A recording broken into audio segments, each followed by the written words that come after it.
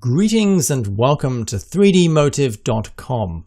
My name is Alan Thorne and I'll be your instructor as we take an unconventional look at Blender, the completely free and powerful 3D modeling software. In this course, we'll see how Blender's powerful toolset can be used to build, rig, and animate a 2D video game character. By doing this, we'll see how Blender can achieve results very similar to other dedicated and expensive 2D character creation software like Anime Studio or Toon Boom Harmony.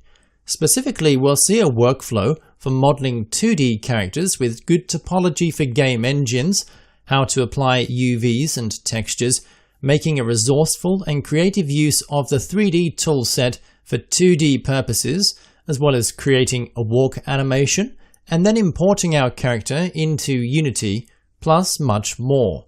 In this first part of the course, we'll focus on setting up our software and building the character itself. So we've got a lot to get through here, and there's no better time to get started than right now. So thank you for joining me on creating an animated 2D character using Blender.